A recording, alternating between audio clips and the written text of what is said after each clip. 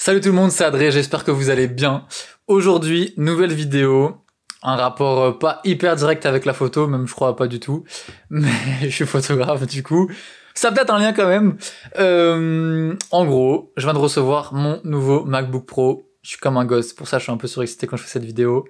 C'est la deuxième fois que j'essaie de la retourner. La première, j'étais tellement surexcité que ça n'avait aucun sens ce que je disais. Donc je vais essayer d'être plus calme, plus posé. J'ai refait mes notes, j'ai restructuré un peu la vidéo pour que ça soit simple. Et en gros, je veux faire cette vidéo en 3 parties, enfin ça va être 3 vidéos.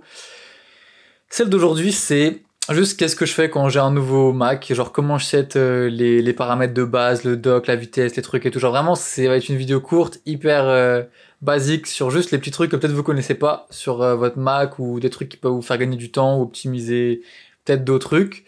Donc voilà, petite vidéo simple. La deuxième vidéo, ça va être toutes les applis, ça va être une vidéo sans doute plus longue, toutes les applis, tous les raccourcis, tous les trucs que je vais plus en profondeur dans qu'est-ce que j'utilise en vrai sur mon Mac et les trucs qui me servent de ouf. Et la troisième vidéo, ça sera une comparaison de mon nouveau MacBook, là mon M1 Max 16 pouces avec 64 Go de RAM, et mon ancien qui était un i9 32 Go de RAM. Donc c'est tout. Donc voilà, pour l'instant, c'est la première vidéo sur juste les trucs basiques de qu'est-ce que je fais, comment je règle, comment je set up mon Mac, c'est quoi mon workflow pour commencer à bosser. Donc c'est parti.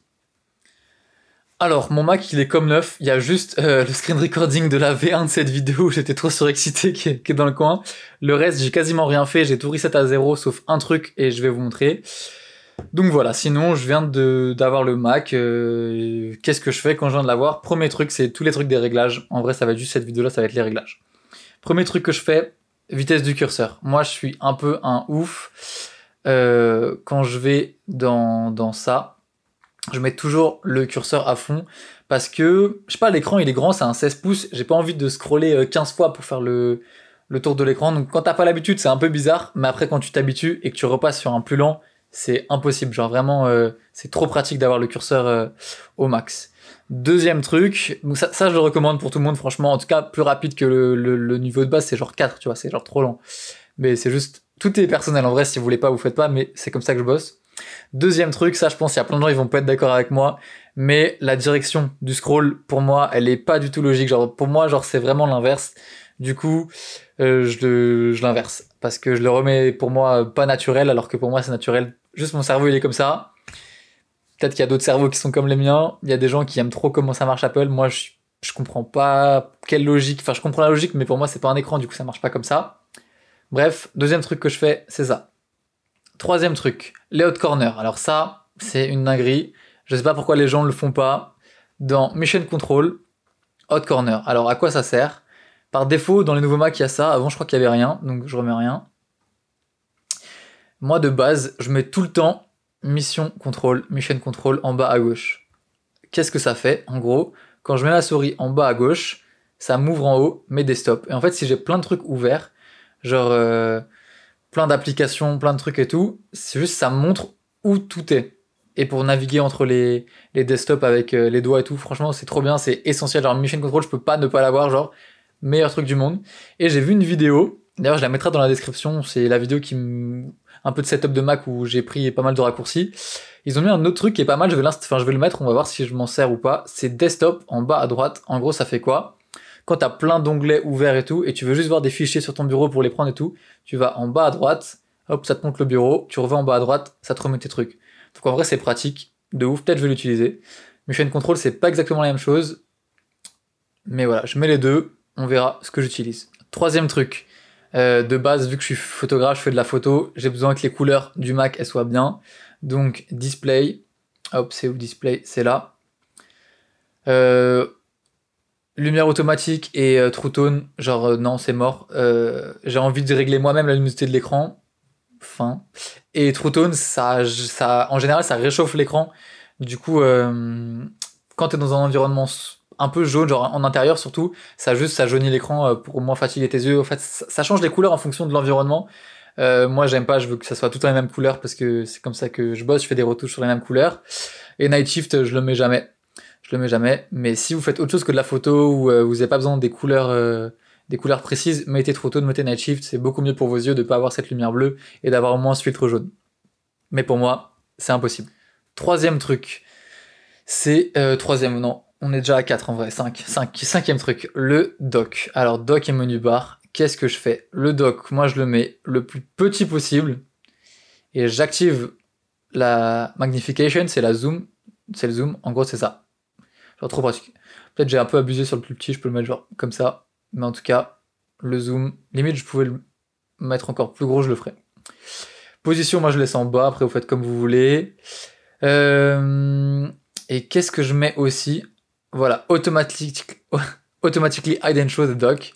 Et ça c'est trop bien parce que du coup quand t'as des applis ouvertes, quand t'as le dock, elle s'arrête là, et du coup tu perds grave de l'écran, surtout si t'as pas tout ça. Si t'es genre comme As, ton écran, tu perds tout ça d'écran, tu vois. Et en vrai c'est beaucoup.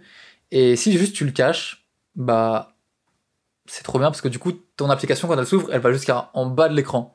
Et ça c'est une petite dinguerie. Il y a un autre truc que moi je vais peut-être pas mettre, mais que des gens mettent, j'ai vu sur une vidéo, c'est Automatically Hide and Show de menu bar. Donc c'est la même chose pour en haut. En vrai, pourquoi pas? Je pense que je vais pas le mettre, mais ça peut être pratique. Tu sais quoi, je vais le mettre et on verra. Non, je vais pas le mettre. Je vais pas le mettre, j'en ai besoin de ça. Ensuite, tu peux faire un truc dans le dock qui est pas mal. C'est en gros, là c'est tous tes trucs qui sont ancrés dans ton dock, et à droite c'est toutes les applications récentes de ton dock. En vrai, je m'en fous des applications récentes, donc il y a clic droit. Non, peut-être c'est dans le dock. Voilà, show recent application in dock. Ça, hop, j'en ai plus besoin. J'ai juste besoin de mes applications que je vais enregistrer dans mon dock. Ensuite, qu'est-ce que je fais? Bah, j'enlève tout ça, genre Launchpad, Remove from Dock, Email, Remove from Dock. Je vais vous tous les Remove from Dock, tout ce qui me sert à rien. Voilà, du coup, en gros, maintenant, mon dock, je vais le mettre un peu là en vrai. Mon dock, il ressemble à ça. Je pense que ça va évoluer en fonction de quand j'aurai plus d'applis et tout, donc dans les prochaines vidéos, mais pour l'instant, ça ressemble à ça. Ensuite, un autre truc que j'utilise tout le temps, c'est les screenshots. Command Shift 3 ou Command Shift 4 et tu choisis la zone, ou Command Shift 5. Et là, avec Command Shift 5, il y a les options. Et donc dans Options, vous avez vu en bas à droite, il y a l'apparition un peu de la miniature du screenshot et qui dure 3 secondes ou 5 secondes avant de s'afficher. Moi, ça, je m'en fous, je veux juste qu'il s'enregistre direct. Donc, Show Floating Thumbnail, je l'enlève. Donc, ça fait quoi? Hop, si je enlève, je refais un screen. Hop, il est direct là.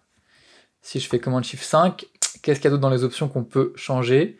Où est-ce qu'on enregistre les screenshots? Moi, je sélectionne toujours un autre lieu et je crée un dossier qui s'appelle Screenshot. Ça, je le ferai dans l'autre vidéo où je vous montrerai tout comment j'organise mon ordi, mais je veux pas laisser que tous mes screenshots sur mon bureau. J'ai juste un dossier qui s'appelle Screenshot, qui est en plus synchronisé sur mon Dropbox, sur mon téléphone et tout.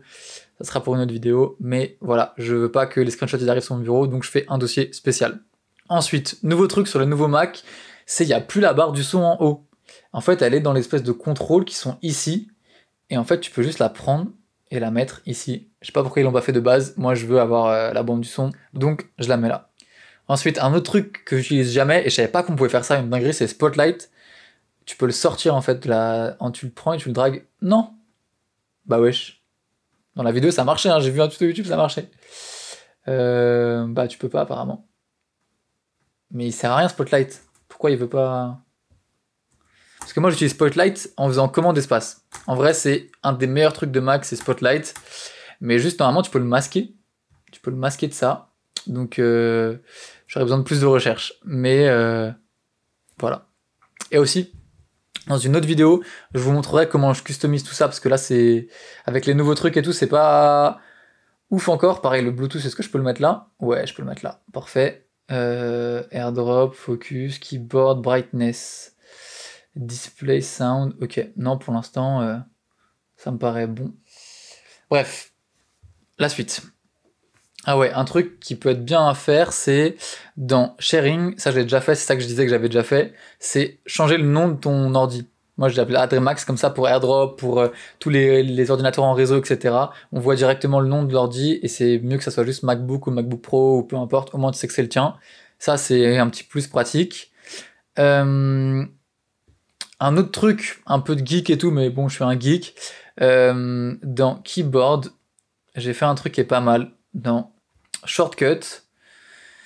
J'ai coché ça. En gros, à quoi ça sert? Alors, quand tu fais juste Tab, moi j'utilise grave Tab, ça switch entre les différents trucs qui sont sélectionnables. Genre, des fois, j'ai pas envie de cliquer pour passer d'une zone à l'autre, j'ai juste envie d'être sur mon clavier, de faire Tab et de passer à l'autre. Et du coup, pour l'instant, là, t'as vu, il y a quasiment rien. Il en sélectionne 1, 2 et rien. Et quand tu fais ça, ça permet d'analyser beaucoup plus tous les éléments. Et là, ça sélectionne beaucoup plus de trucs. Donc, archi pratique si tu utilises Tab. Si tu utilises jamais tabulation, ça sert à rien. Un autre truc que je fais, c'est dans Keyboard Text, je mets des raccourcis. Par exemple, 2 arrobase, quand je l'écris sur mon iPhone ou sur mon ordi, c'est bien, c'est synchronisé. Ça me met mon mail. Quand j'écris genre arrobase AD, comme si je commençais à écrire mon nom Insta, ça me le met en entier.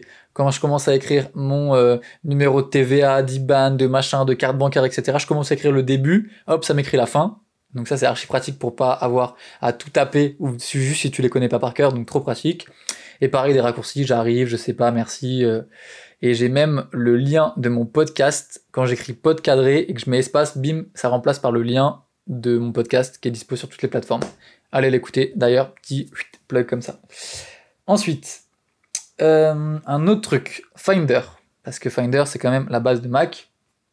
Allez dans... Oula, pourquoi il y a déjà tout ça? Dinguerie. C'est bizarre qu'il y ait tout ça. Ça a dû synchroniser de mon autre Mac, mais chelou. Préférences. Et ensuite, tu vas dans... Je vérifie ce que je raconte. Ah voilà. New Finder Windows Show récente. Alors c'est ça le truc qui est pratique en vrai. Par défaut, j'avais jamais remarqué, mais en fait par défaut, quand tu ouvres un truc Finder, quand tu cliques sur Finder, ça t'ouvre tes fichiers récents. Mais en vrai, quasiment personne utilise ça. Du coup, il vaut mieux que tu sélectionnes un dossier qui va plus te servir, genre ton bureau, tes downloads ou un truc comme ça. Moi, je vais être mon bureau pour l'instant, mais ça va changer quand je mettrai à jour tous mes dossiers par rapport à mon autre Mac. Deuxième truc, Finder Sidebar. Ah oui, il y a ça en gros. Sidebar. Ici, la sidebar, c'est ce qu'il y a ici, c'est tous les trucs que tu veux accéder. Pareil, je le customiserai dans une autre vidéo. Mais si tu veux mettre tes movies, ta musique, pictures, machin, truc et tout, t'hésites pas. Hop, moi, en général, je mets ça. iCloud, Share, bon, je sais pas, je verrai un peu plus tard tout ça. Mais en tout cas, Recent Tag, ça sert à rien. Serveur connecté, j'utilise pas. Bonjour computer. Cloud storage. CD, bon, ça peut toujours servir. Mon propre ordi, ça sert à rien. Partager, ça peut être cool. Bref, je vous laisse faire ce que vous voulez régler. Et ensuite, dans Avancer, il y a un truc qui permet de keep folders on top in Windows et on desktop. En gros, genre quand tu fais des recherches de trucs, merde. Putain, c'est nouveau ces Mac, hein. Ouais, je suis pas habitué. Je veux pas de recherche, je veux juste être dans genre desktop. New folder. Il va s'appeler genre Z. Normalement, par défaut, il est censé être en dessous à cause du son nom. Mais quand tu laisses ça, hop, tu vois, quand t'as pas ça, tes dossiers peuvent être en bas. Donc si t'es sur un fichier où il y a un dossier où il y a plein de dossiers mélangés à des fichiers et tout, ça peut être le bordel. Et quand tu fais ça, ça trie par ordre alphabétique ou par ordre de ce que tu veux, et ça commence d'abord par afficher les dossiers, et ensuite le reste. Je trouve ça grave pratique. Voilà, quand tu fais une recherche, genre par exemple si là je suis dans le desktop et je veux chercher un truc, et je tape genre Elion, et bah tu vois, il ne va pas le chercher dans le dossier où j'étais, il va le chercher partout sur mon Mac, et si je clique ici, il va chercher dans le dossier où j'étais. En vrai, c'est pas logique, il vaut mieux qu'il cherche d'abord dans le dossier où je suis, et si j'ai besoin, je clique pour qu'il cherche dans tout mon Mac. Donc c'est ici que ça change. Ça, je savais pas que ça existait, grave pratique. Un autre truc que tu peux faire, en gros, quand tu vas dans Finder, Go, t'as un peu tous les dossiers, sauf qu'il y a un truc qui est caché, et quand tu laisses appuyer sur Options, ça t'affiche la librairie. Et en gros, la librairie, c'est là où il y a plein de trucs pratiques, genre Application Support, Application Script, ton cache, tes cookies, tes trucs et tout, tes polices, tu vois, fonte. Et donc, c'est un truc qui est caché par défaut, et si tu veux, tu peux du coup le mettre dans tes favoris, genre dans ta sidebar Finder. Alors, comment on fait Est-ce qu'on peut pas juste le glisser comme ça? Si, on peut, totalement. Et un autre truc archi pratique, c'est show la status bar. Alors je sais pas comment on le fait, peut-être c'est ici. Ok, view, show status bar. Bim. Et du coup ici, tu vois le nombre d'objets que t'as dans ton dossier et le nombre de gigas que t'as, de places que t'as dispo si t'es sur ton Mac ou sur ton disque dur externe ou machin, etc. Grave pratique, ça je le mets toujours. Et on arrive à la fin. En vrai, il n'y a pas grand chose. Un dernier truc qui est pratique et tout. Genre, c'est si j'ai plein de vidéos. Genre, comment je la duplique? Ok. Disons que je duplique ma vidéo. Mon bureau, c'est un bordel, etc. Tu peux faire clic droit, use tags. Et en gros, tous les types de fichiers pareils, il va les regrouper. Tous les dossiers, tous les PSD, tous les JPEG, tous les trucs et tout. Et quand tu cliques, ça te l'ouvre. Archi pratique. Donc quand c'est un peu le bordel, tu peux utiliser tes stacks si t'es perdu. Je vais pas l'utiliser par défaut, tu vois, parce que j'aime bien organiser mes trucs et j'ai pas grand chose sur le bureau de base. Mais voilà, ça peut être pratique. Donc voilà, j'ai fait un peu le tour des basiques quand je setup un ordi. Si vous avez des trucs que vous faites absolument quand vous avez un ordi, dites-moi dans les descriptions, en commentaire. Je ferai peut-être une update, une version 2 ou une réaction à tous vos trucs et tout. En tout cas, dans tous les cas, je ferai une suite à cette vidéo où vraiment je montrerai comment je setup full mon Mac, mes dossiers, mon organisation, mes logiciels, mes raccourcis, mes trucs et tout, parce que j'en ai beaucoup et j'aime être organisé. Je sais que pas mal de gens qui me regardent qui kiffent mon organisation, donc je vais faire en sorte que ça soit carré de ouf. En tout cas, là, c'est vraiment la base des bases. J'espère que vous aurez appris des petits trucs. En vrai, c'est pas grand chose. Je vous mets en lien dans la description la vidéo du mec en anglais qui raconte beaucoup plus de trucs, même si j'ai gardé que le plus important pour moi. Mais si jamais vous avez du temps à perdre, vous pouvez la voir plus complète. Et c'est tout pour moi pour aujourd'hui. N'hésitez pas franchement à m'envoyer des DM, des trucs et tout, commenter, me dire ce que vous en avez pensé, si vous avez appris des trucs, qu'est-ce que ça vous a appris, qu'est-ce que vous allez utiliser de ouf, qu'est-ce que vous trouvez grave pratique, qu'est-ce que vous pensez genre inutile. Dites-moi tout dans les commentaires. N'hésitez pas à vous abonner si vous n'êtes pas abonné, liker, voilà, les trucs de YouTube classiques que je connais que je maîtrise mais ça va le faire. J'espère que vous allez bien, franchement, encore une fois, moi j'ai kiffé. Et on se retrouve pour une prochaine vidéo bientôt. Salut, c'était Adré, à plus, ciao.